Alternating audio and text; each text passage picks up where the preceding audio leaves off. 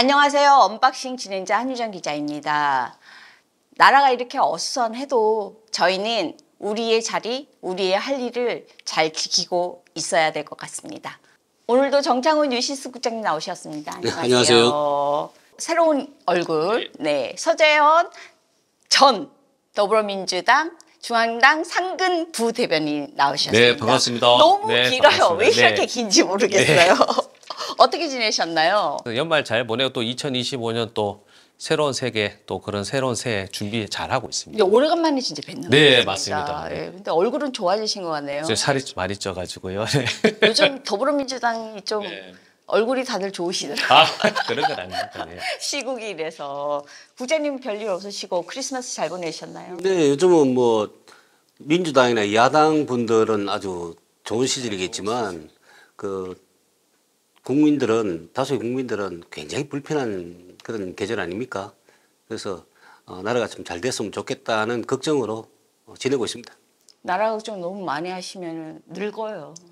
좀 있고 좀 보통 분들도 좀 만나시고 하셔야지 경제가 좀 돌아갑니다. 그렇죠. 예. 정치인이 참 나라를 걱정하고 해야 되는데 일반 국민이 진짜 정치인을 걱정하고 나라 걱정이 비정상적이죠. 한동훈 전 대표랑 친하세요? 아, 저요? 예. 안 친합니다. 왜 똑같은 말씀을 아, 하시고? 제가 5년 전부터 했던 멘트입니다. 네.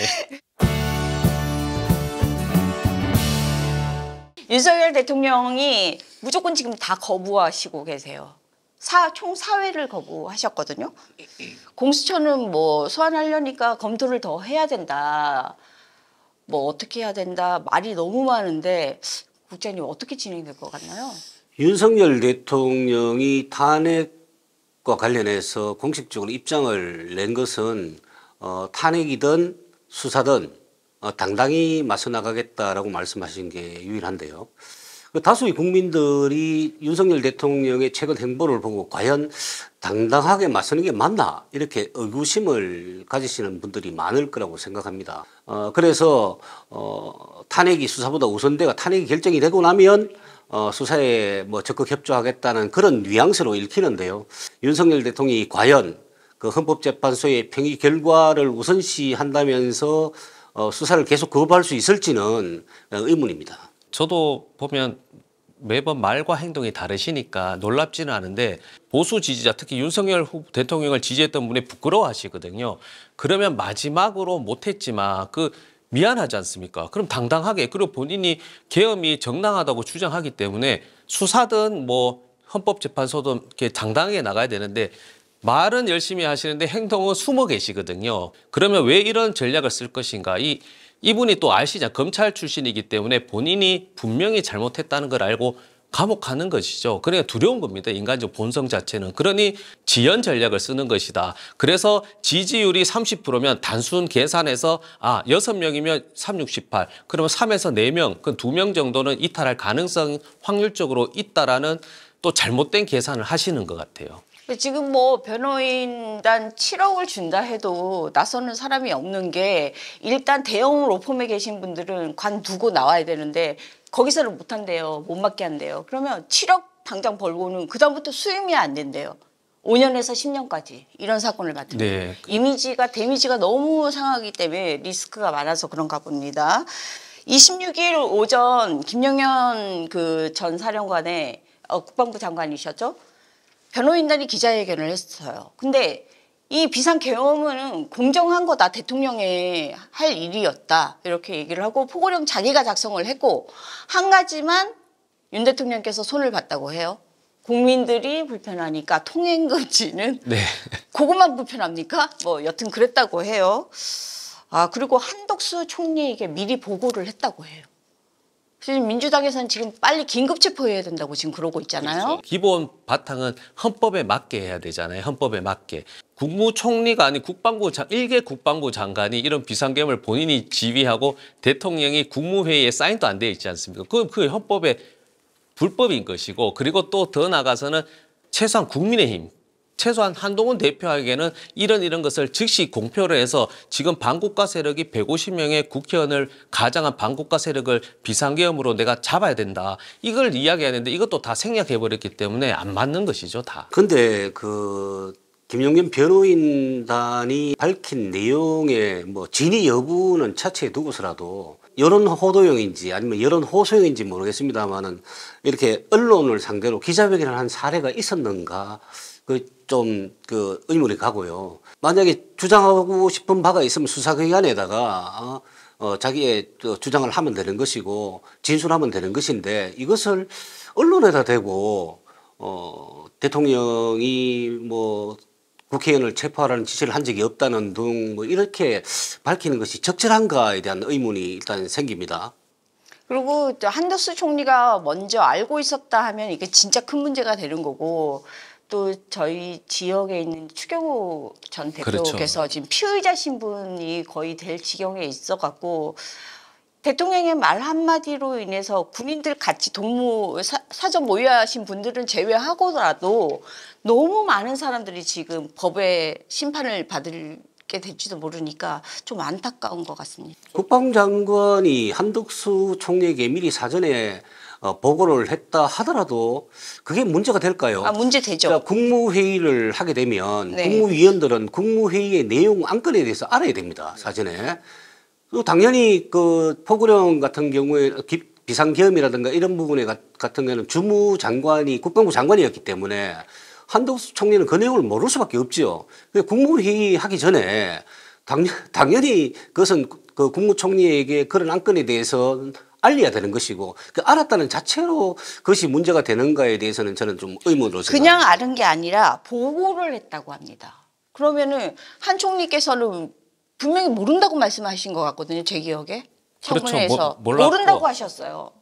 그럼 그마저도 거짓말이고 지금까지도 계속 거짓말로 지금 스탠스를 유지하고 계시다는 건데 이렇게 되면은 민주당에서 탄핵하겠다고 다 이렇게 나오시는 거를 뭐라고 할 게 없죠. 국힘은. 그러니까 어쨌든 지금 국민의힘 특히 초선 의원들 같은 경우에는 정말 할 말이 없을 것 같습니다. 지역구에 가서도. 그리고 한덕수 총리 지금은 대행이신데 여야 이게 임명권, 재판관, 특검법 이런 거 다 양쪽에서 조금 타협을 해라라고 의장에게 국회에게 넘겼어요. 이거를. 그럼 어떻게 되는 겁니까? 이렇게 되면. 이게 이렇습니다. 이제 지금 현재 논란이 되고 있는 것은 김건희 특검법과 상설특검법 그리고 헌법재판관 임명 문제 아니겠습니까? 김건희 특검법과 상설특검법에 대해서는 일부 위헌 소지가 있다는 논란이 있기 때문에 뭐 그것은 그렇다 하더라도 헌법재판관 임명은 그게 국회 몫이거든요. 국회 몫이니까 대통령 권한 대행이라 하더라도 대통령이 직접 지명하는 것이 아니라 국회가 지명을 하기 때문에 한덕수 총리가 이것을 거부할 명분이 있는지 그건 좀 의문이고요. 그리고 또 헌법재판관으로 나오신 후보자 세 분이 모두가 한덕수 권한 대행이 임명권을 해도 아무런 법적 문제가 없다라고 지금 말씀하시거든요. 그렇다면 위헌 논란을 지금 불거지고 있는 김건희 특검법이나 또 상설특검법은 그렇다 하더라도 지금 당장 윤석열 대통령 탄핵에 대한 정당성 확보 차원에서 지금 거론되고 있는 헌법재판관 사면에 대한 국회목 헌법재판관 임명은 한덕수 총리가 하루 빨리 해서 헌법재판소의 결정의 정당성을 부여해야 한다고 생각합니다. 의원실 의장이 이제 키맨이 된 거잖아요. 그러니까 이제 탄핵을 했을 때 이제 국무총리 입장이냐 아니면 대통령 권한대행이냐 대통령 그러면 151명, 200명이 이제 3분의 2 이상이냐 반 이상이냐 다른 것인데요. 근데 저는 이게 키는 한덕수 본인이 지고 있다. 왜냐하면 말씀하셨지만 국회에서 다시 합의를 해오라 하셨잖아요. 합의가 된 겁니다. 그러니까 국민의힘이 민주당을 비판할 수 있습니다. 왜 헌법재판관 2명의 그러나 합의가 된 겁니다. 그 합의가 된 거를 본인이 그냥 인준하면 되는 것인데 이것을 다시 합의해오라 하면 되돌이표잖아요. 이런 부분이 윤석열 대통령 또 지키기 위한 또 행동 아니냐 해서 공격하는 지점인 것이죠. 근데 저는 그냥 개인적으로 생각했을 때 왜 이렇게 윤석열 대통령한테 국힘이 집착을 하는지를 모르겠어요. 다 같이 죽자는 것도 아니고. 저도 잘 모르겠습니다. 왜냐하면 저도 국민의힘 그 대다수 80%가 국민의힘 우려기 지지자를 만나보면 윤석열은 용병이다 그럽니다. 민주당 엑스맨이다. 그렇게 얘기를 합니다. 실질적으로. 그래서 저는 뭐 국민의힘도 그렇고 윤석열 대통령을 지지하시는 분도 이분에 대한 뭐 정치적이나 여러 가지 인간적 자산이 없을 텐데 왜 이렇게 비굴의리라고 해야 되나요? 이렇게까지 비상기업했는데 편을 드는 이유를 진짜 이해를 못 하겠습니다. 이게 아마 태생적 한계 때문에 그렇다고 생각하는데요. 정부와 여당은 정치적으로 한 몸이라고 봐야 되지 않습니까? 그 대통령의 잘못은 곧 그 여당의 잘못과 그 괴를 같이 하는 것으로 인식하는 국민들이 많거든요.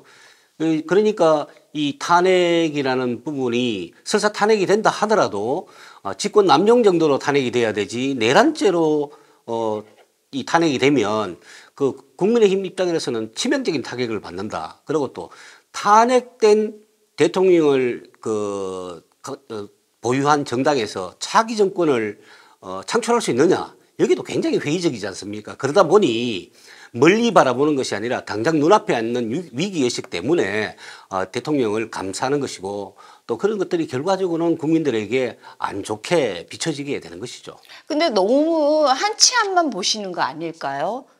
그런다고 해서 지금 어차피 여소야대인데 이런 분위기는 계속 5년이 될지 10년이 될지 얼마나 끌고 갈지 모르는 상황에서 차라리 잘못을 인정하고 깨끗이 새로 거듭나겠다라고 하는 게 더 합리적이지 않을까요? 그렇죠. 그러니까 이제 전략도 없고 뭐 국익을 위한 마음도 다 없는 거예요. 그래서 저도 방송에서 이 국민의 85명은 최소한 컷오프 대상이 돼야 된다. 먼저 발표를 했죠.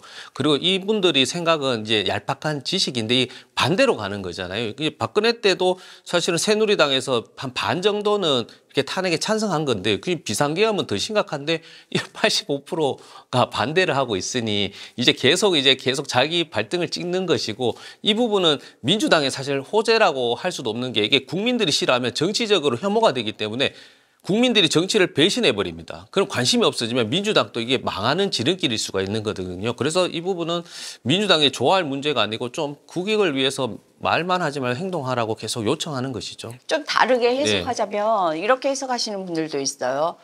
윤석열이라는 사람을 시민들은 잘 몰랐어요.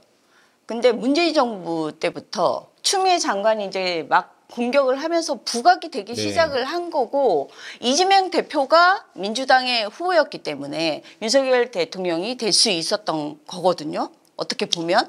아니 근데 사실은 이 사람이 찍기 싫은데 얘를 찍을 수는 없는데 얘가 됐어. 얘라도 찍자. 근데 사실은 윤석열 대통령 성향을 봐서도 보수 측 사람이 아닌 판단이 많은데 왜 이렇게 집착을 하고 저는 좀 이해가 안 됩니다. 그리고 윤 대통령 계엄 이 해제 요구 결의안이 통과되고 난 다음에 의장 공관에 저는 블랙요원이라는 단어를 처음 알고 이번 계엄 사태로 인해서 저는 어차피 미필자잖아요. 여자니까. 정말 군에 대해서 많은 공부를 했습니다. 많은 공부가 됐어요. 상식적으로. 이 블랙 요원들이 뭐 11명 정도가 뭐 복귀를 안 했다고 민주당에서는 계속하고 군에서는 복귀 다 했다. 무기까지 다 됐다고 이제 주장을 하시고 하고 또 여기 장경태 의원 김건희 여사 3시간 언급을 하셨어요. 뭐 처음 성형외과 가신 분도 아니고 그런 시술은 풀 공사가 3시간 정도 걸린다고 해요. 그러면은 이미 누가 봐도 공사 더 이상 할 게 없는 얼굴인데 3시간 동안 뭐 했냐 해서 조사를 해보니 그 계통에 일하시는 분들이 100% 프로포폴이다 뭐 이렇게 얘기를 하셨다고 주장을 해요. 이건 주장일 뿐이에요. 근데 국회의원은 1인 헌법기관 아닙니까? 근데 국회의원이 함부로 카더라 방송을 이렇게 얘기하면은 본인 이 위치에서 데미지가 클 건데 아무 근거 없이 그렇게 얘기를 하셨을까 이런 의문을 국민들은 가지거든요. 그렇죠. 그러니까 장경태 의원이 한 거는 그 제보를 받은 겁니다. 제보. 그래서 문제는 시술할 수 있는데 시술이 불법이 아닙니다. 성형은 이뻐지려고 하는 거고 이거 건강상 할 수 있기 때문에 시술은 해야 되는데 장경태 최고위원이 제보 받은 것과 플러스 자기 의견을 낸 것은 평상시에 뭐 시술이든 성형이든 했을 때는 그 주치의가 관저로 와서 시술을 받았는데 그날 유독 그러니까 오후 6시 반부터 9시까지 본인이 신사역 4번 출구에 있는 5층에 있는 건물을 갔다라는 제보를 받은 거예요. 그러니 장경태 최고위원은 대통령과 그 이제 사전에 김건희와 사실 여러 가지 국정 운영을 동반자라는 얘기가 있는데 이 미리 비상계엄을 알고 있었던 거 아니냐. 그 시간 비상계엄 1시간 전에 바깥에서 했기 때문에 그 문제를 지적하는 것이지 시술했거나 뭐 성형했다는 걸 문제 제기하는 건 아닙니다. 그때 이제 민주당 지지자분들은 포인트는 거기에 꽂히셨어요. 어디 성형? 네, 성령 프로포폴.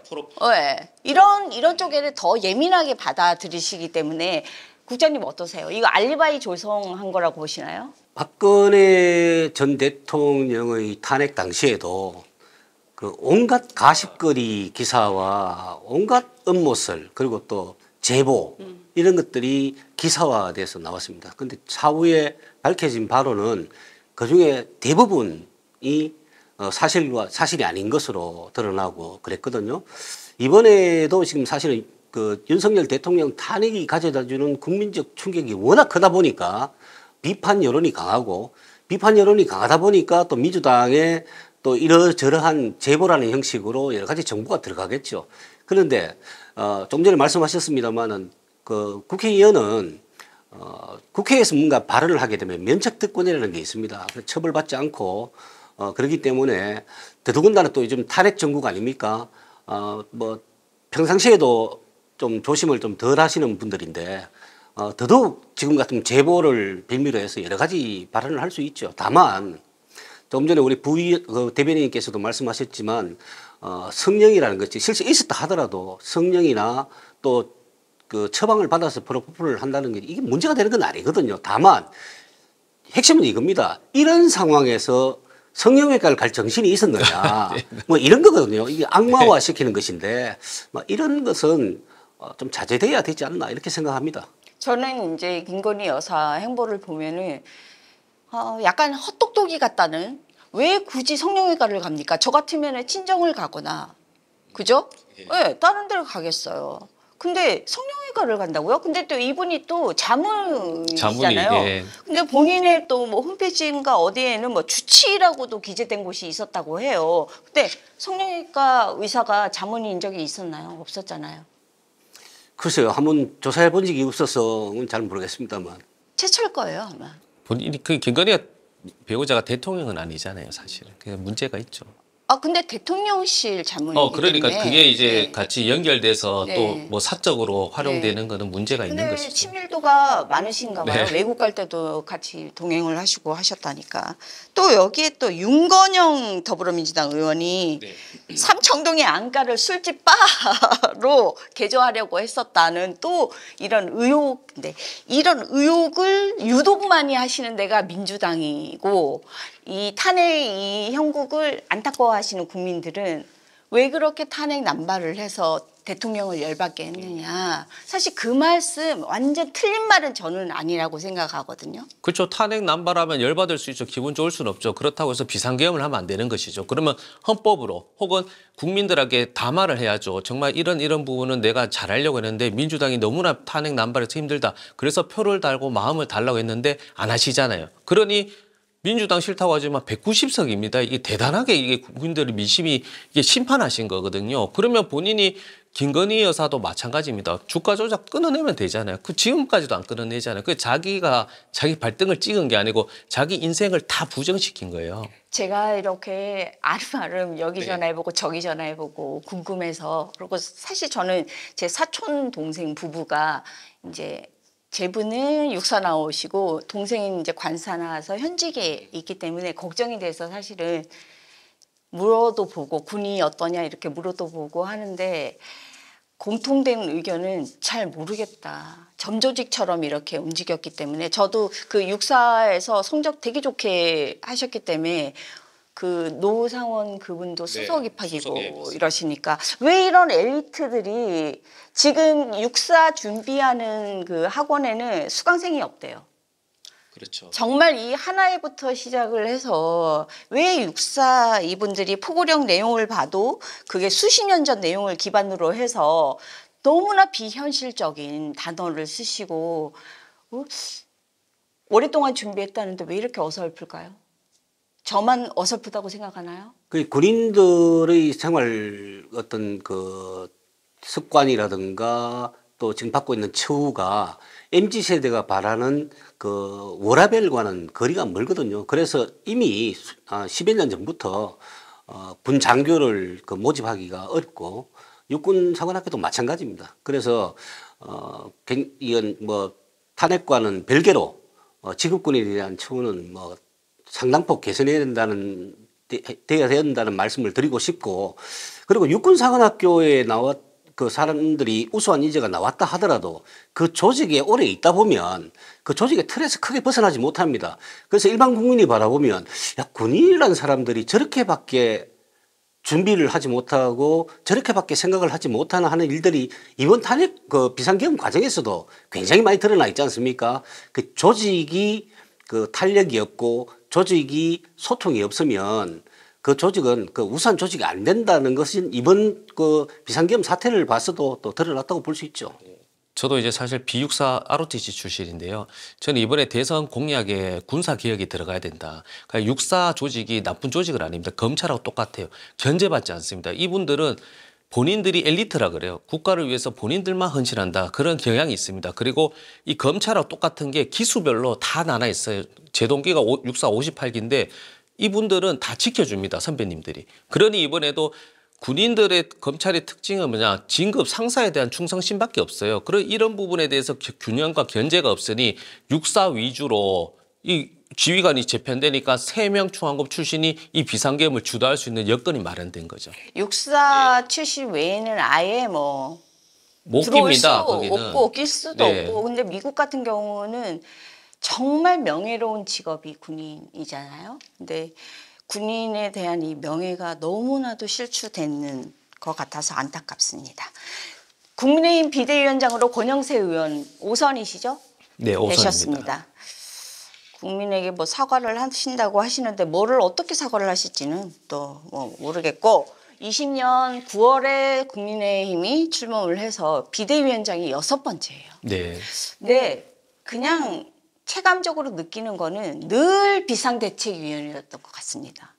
그리고 뭐 잠룡들 대선 주자들하고도 친분 유지하시고 대체적으로 조금 뭐 갈리는 거 없이 하고 중도적인 성향 분들로 이제 비대위를 구성을 하겠다고 하시는데, 근데 국민들은 이렇게 좋게 보지 않습니다. 그래서 국힘은 저런 식으로 윤석열 계속 끼고 돌다가는 폭망한다 이렇게 하는 의견이 많은데 어떻게 생각하세요? 그 뭐 정당이 뭐 활동하다가 문제가 발생했을 때 비상대책위원회를 구성하는 것은 뭐 그럴 수 있습니다. 당연히 또 구성해야 되고요. 그런데 그 워딩을 잘 읽어봐야 됩니다. 비상대책위원회라는 것은 비상이라는 시국이라는 그 어떤 전제가 깔려 있는 데 아닙니까? 근데 비상대책위원회는 꾸리면서 비상시국이라는 인식이 되어 있지 않으면 그 비대위가 그 제대로 된 비대위가 되겠습니까? 국민의힘은 무슨 문제가 생기면 일단 그 외부에서 뭐 비대위원장을 초치하고 뭐 끌어왔습니다만 이번에는 뭐 당내 인사긴 한데요. 비대위 구성이 문제가 아니라 비대위를 구성해야 될 만큼의 위기의식을 가지고 비대위를 운영해야 될 것이고요. 그리고 또 이제 그 국민의힘은 윤석열 대통령의 그 비상계엄 또 그에 따른 그 탄핵 그 과정에 대해서 국민들에게 그 진솔하게 사과하고 정당의 길로 가야 됩니다. 뭐 윤석열 대통령의 탄핵 그 소추에 대해서는 대단히 뭐 불행한 일이고 거기에 대해서 또 그 걱정하는 국민들도 뭐 다수 있겠지만 그것은 윤석열 대통령의 문제이고요. 또 더 넓게 보면 윤석열 정부에 대한 문제죠. 국민의힘은 또 정당 아니겠습니까? 그러면은 윤석열 대통령과 한 몸이었던 여당 관계에 있어서 국민들에게 불편하게 해드린 점에 대해서 반성하고 사과하고 그리고 난 다음에 또 당을 추스려서 또 정당의 목적은 수권 정당 아니겠어요? 지금은 뭐 국민들로부터 지탄을 받고 손가락질을 받고 비판을 받는 그런 입장에 있지만 진솔한 사과와 반성을 전제로 하고 국민들에게 좀 더 다가가겠다는 그런 자세로 호소한다면 또 국민들이 국민의힘을 또 용서하고 또 그 다수의 갈 길 잃은 그 보수 세력들이 또 국민의힘을 중심으로 뭉쳐서 또 수권 정도로 갈 수 있도록 그 또 지지를 보내줄 수 있지 않겠습니까? 뭐 그러기 위해서는 국민의힘이 비상한 결심을 갖고 비상한 대책을 내놓고 비상한 활동을 해야 된다고 생각합니다. 그런데 그 내부에서 또 당내 권력 다툼을 한다든지 또 지금 잠룡들로 거론되고 있던 여러분들이 서로를 비판하고 서로에게 그 어떤 험담을 한다든지 이렇게 그런 모습을 그 국민들에게 비치는 것은 국민의힘에게도 불행한 일이고 보수 세력에게도 불행한 일이고 더 나아가서 전체 대한민국 국민들에게도 불행한 일이라고 생각합니다. 사실 보수의 뭐 성지, 보수의 중심이라고 하면 대구 경북이고 대구 시민들은 정말 어떤 면에서 봤을 때는 되게 순진하신 것 같아요. 이제 듣보잡, 솔직히 듣도 보도 못한 윤석열이라는 후보가 당의 후보가 됐다는 그 하나만으로도 얼마나 열렬히 지도를 해주시고 응원을 했는데 지금 얼마나 그 허탈감이 클까 좀 안타까운 마음이 사실 지역민으로서 듭니다. 아까 뭐 국민의힘 비대위 심각성을 모른다고 얘기하셨는데 지금 윤석열 대통령은 여전히 약주를 드시고 여전히 격노하고 분노하시고 자기 본인의 잘못이 뭔지 전혀 인지가 안 되는 모습을 보이고 계신다고 해요. 물론 개인적인 입장에서 볼 때 내 집사람 와이프를 맨날 욕하고 내 주위에 내가 쓰려는 사람들을 자꾸 내려가라 해라 바꿔라 라고 자꾸 탄핵을 얘기를 꺼내면 물론 짜증을 나시겠죠. 그건 개인의 감정의 문제고 한 국가를 책임지는 대통령의 모습은 아니라고 생각이 듭니다. 어떠세요? 지금 윤석열 대통령이 그 탄핵이라든가 수사에 대하는 그 태도를 보면 일종의 확정 편향이 아닌가 이런 생각이 들어요. 대통령께서는 스스로가 잘못한 일이 없다고 그 생각하신다는 거 아니에요. 그 잘못한 게 없으니까 당연히 그 잘못했다고 하는 사람들은 다 본인을 괴롭히는 사람들이고 근거 없이 비난하는 세력으로 보일 수밖에 없죠. 저도 뭐 개인적으로 굉장히 좀 안타깝게 생각하는데요.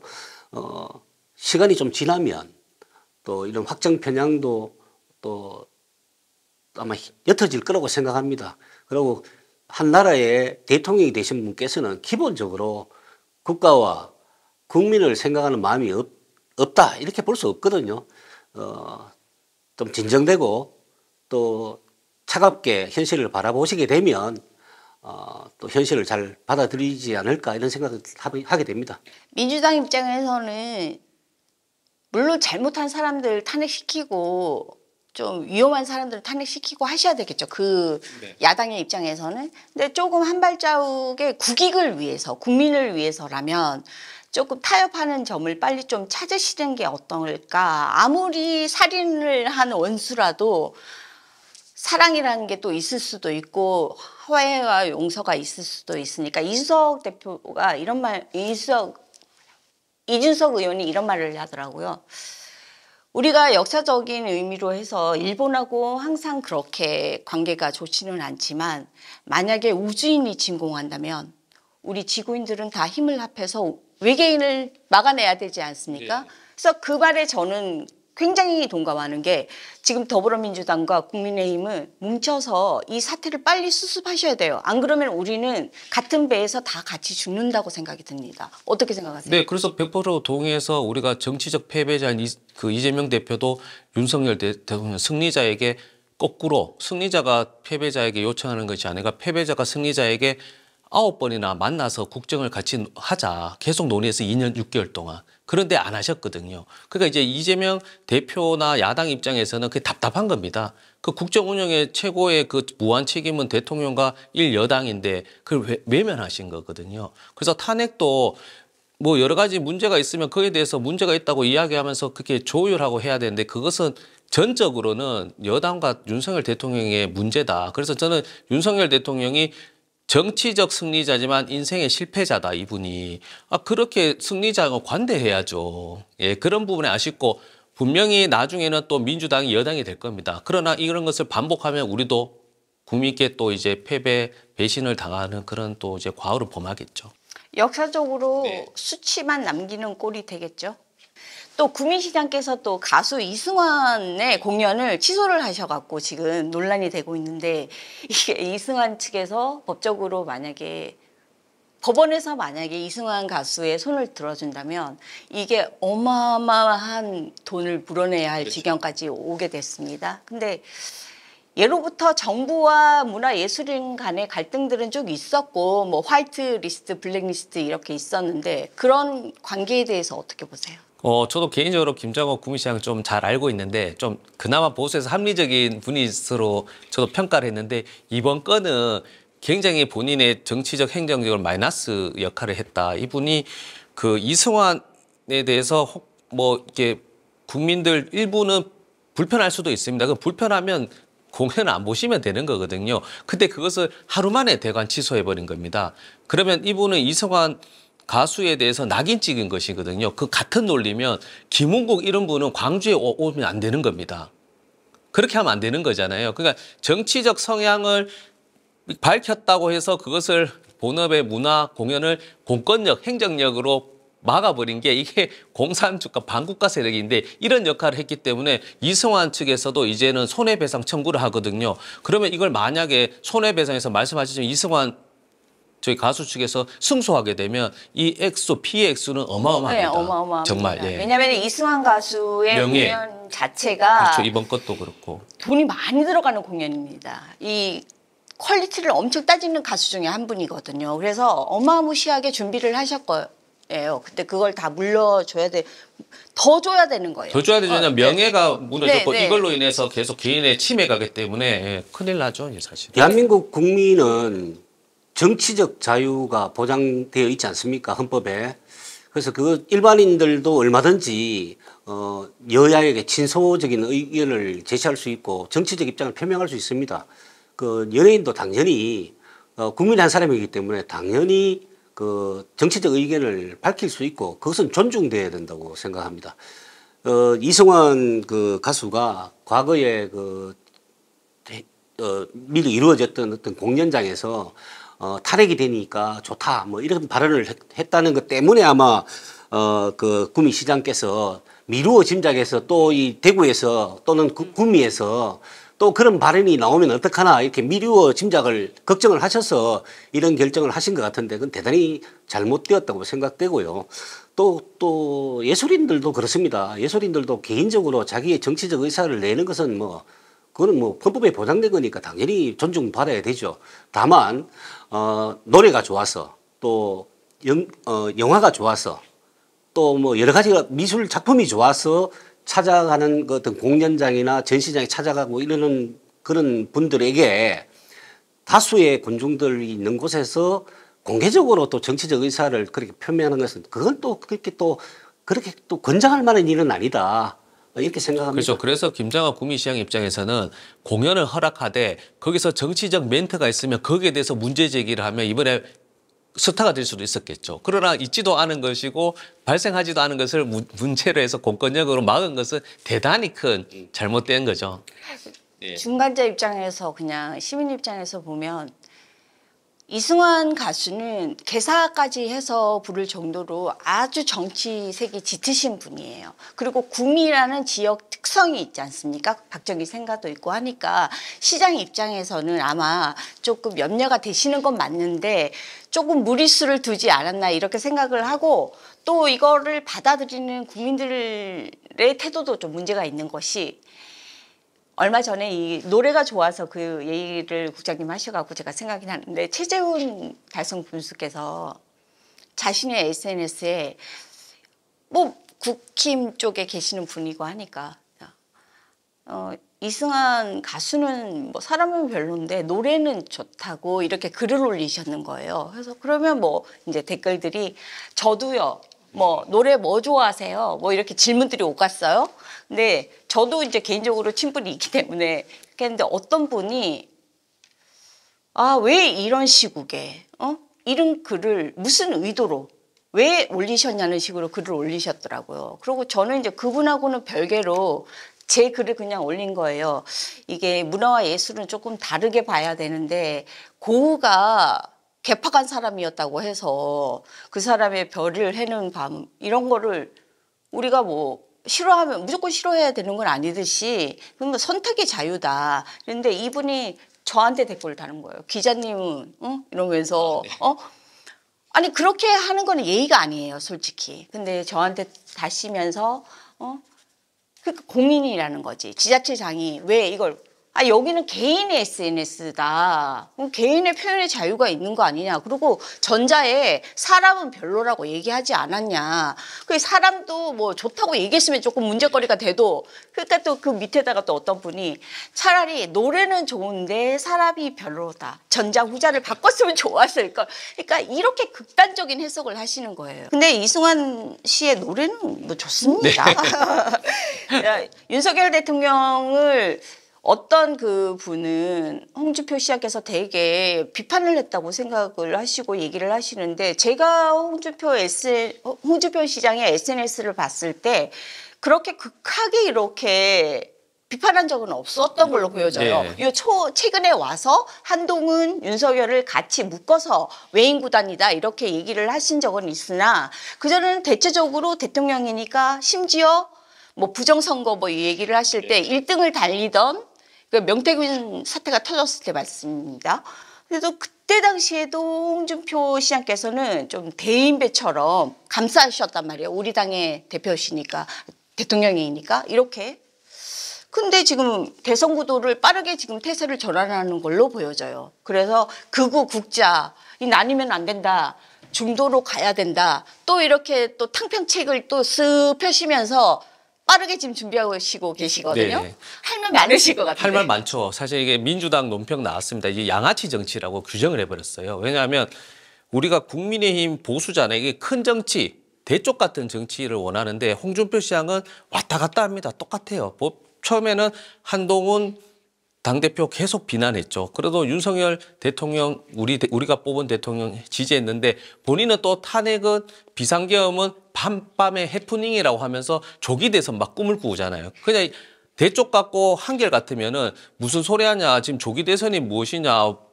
윤석열 대통령 비상계엄의 정당성이 있기 때문에 2년 반 동안 내가 대구시장으로서 역할을 정말 잘해서 그다음에 내가 2년 3년 뒤에 대선 공약 바로 열심히 해서 여러분께 선택받겠다가 정상적인데 말씀은 윤석열 대통령 잘못 없다 해놓고 조기 대선 꿈꾸고 있고 지금은 윤석열 대통령 또 걱정이나 뭐 칭찬이 아니고 본인은 명태균 관련해서 지금 계속 증거나 제보가 나와서 이번에 박재기 최측근입니다. 이분이 그 명태균한테 1,600만 원 여론조사 시켰다니까요. 그 수사받아야 된답니다. 지금. 근데 여론조사 네. 시키는 것만으로도 뭐라고 할 그거는 아니지 그게 않습니까? 불법인 게 네. 여론조사를 시키면은 아시겠지만 선거 지금 이제 그 정치자금법 관련된 내에서 돈을 써야 돼요. 그게 무작정 막 쓰면 안 되는. 네. 그게 불법입니다. 불법. 네. 그것도 불법이죠. 왜냐하면 네. 제 친구가 제 부모님이 명태균한테 1억 줘서 여론조사 시키는 것도 불법입니다. 이런 건 그렇지만 100원 줘도 불법입니다. 근데 국장님 의견은 어떠세요?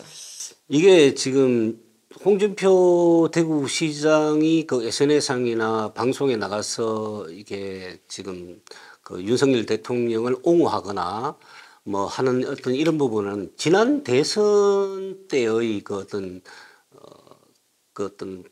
자기가 받았던 그 충격 이런 것들이 아직도 남아있지 않나 이렇게 생각합니다. 그때 당시에 민심은 한 10% 이상 앞서고 있었는데요. 당심에서 20% 정도 뒤지는 바람에 전부 합쳐서는 한 6%에서 7% 정도 뒤져서 대권 후보를 놓친 적이 있지 않습니까? 그래서 이번에는 이 당심을 잡아야 된다는 생각을 많이 하고 계시는 것 같아요. 지금 국민의힘 내부에서는 아까 모두의 말씀, 우리 대변인께서 말씀하셨습니다만은 전체 의원 중에 한 80% 이상이 지금 탄핵을 반대하는 모양새를 가지고 있지 않습니까? 그렇다면 현재 당심은 탄핵을 반대하는 것이니까요. 그래서 지난번에 당심은 신경 쓰지 않고 민심만 신경 썼다가 대선 후보를 날렸다고 생각하시니까 이번에는 당심을 잡아야 된다고 생각하니까 이제 탄핵을 반대하는 그 제스처를 취하게 되고 또 탄핵을 주도한 것으로 비춰지는 한동훈 전 대표를 강하게 비판하고 그런 것이거든요. 하지만 또 이번에 또 말씀에 또 어폐가 좀 있는 게 정치가 양극단으로 너무 치닫고 있다라고 말씀하시면서 그 양극단의 한 축인 탄핵 반대를 또 주도하고 계신단 말이에요. 그래서 지금 제가 볼 때는 이 탄핵되기 전에도 정치적 이슈, 메시지를 상당히 그 단체장으로서는 그 굉장히 많이 내는 바람에 역시 저번에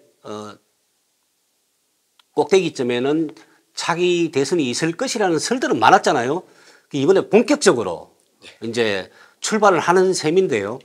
그 홍 시장이 바라고 있는 내심 바라고 있는 그런 자신이 생각하고 있던 그 정점의 목표에까지 달아들 수 있을지 지켜봐야 될 근데 대목이라고 이제 생각합니다. 대구 시민과 공무원들은 응원합니다. 왜? 하루빨리 없어지기를 원하거든요. 그래서 저는 그 홍준표 시장이 정말로 대통령 꿈을 꾼다면 대구시장 지금 당장 이제 그만두고 시장에 올인했으면 좋겠어요. 그런 용기도 없어요. 휴대폰을 바꾸고 하지 직을 유지할 겁니다. 예, 그런 비겁한 행동을 하기 때문에 정말 만약에 홍준표 시장이 정말 대통령을 꿈꾸기 위해서 대구시장 그만두잖아요. 그럼 저는 제가 지지할 수는 없으니까 정말 뭐 후원금 500만 원은 꼭 드리겠다는 약속을 드리겠습니다. 네.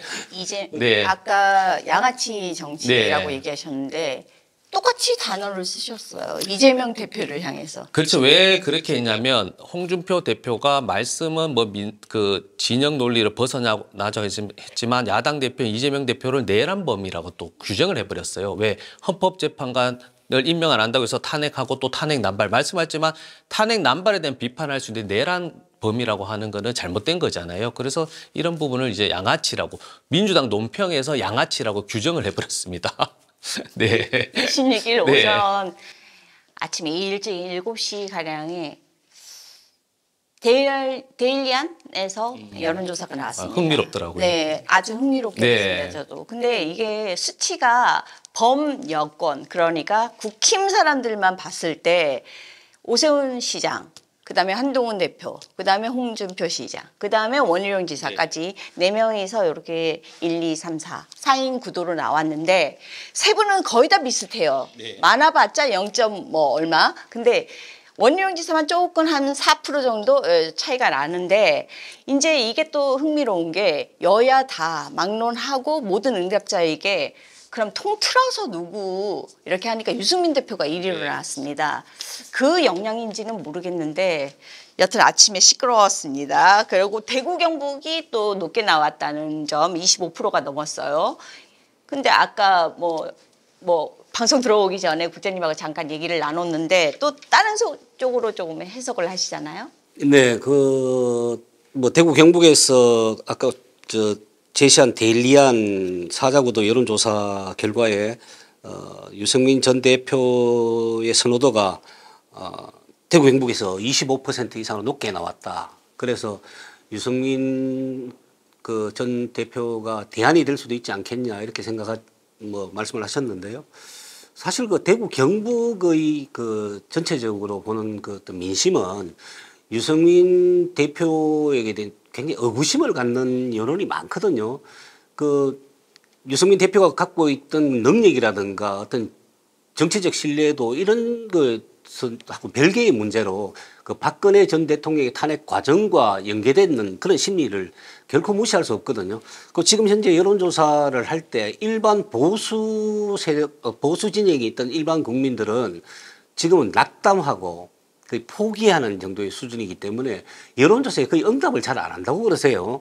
지금 이제 이 응답하는 분들은 이 응답 대상자를 지지하고 계시는 분들이 지금 뭐 대답을 하고 있는 것 같은데, 유승민 대표가 정치라는 것이 뭐 어떤 정답이 나와 있는 게 아니기 때문에 어떻게 변할지는 모르겠습니다만은, 유승민 대표가 지금 현재의 국민의힘 위기를 탈피하고 보수 세력의 새로운 대안으로 등장할 수 있을지는 의문스럽게 바라보는 시각도 많다 이렇게 말씀드리고 싶습니다. 저는 사실은 윤석열 대통령의 탄생시킨 사람은 대통령 후보 자격이 없는데 여기에 자유로운 사람이 2명 있어요. 그러니까 이제 이준석 대표가 쓰레기차 했잖아요. 쓰레기차 운전한 분이 이준석 대표고 근데 쓰레기차에 탑승하지 않은 사람이 공교롭게도 홍준표와 유승민이에요. 저는 홍준표, 유승민이 경선할 것 같은 느낌이 있는 거예요. 왜냐하면 이게 양극단이기도 하고 좀 그렇지만 흥행을 해야 되기 때문에 그 쓰레기차에 타지 않은 유일한 대선 후보는 홍준표와 유승민이다. 그러면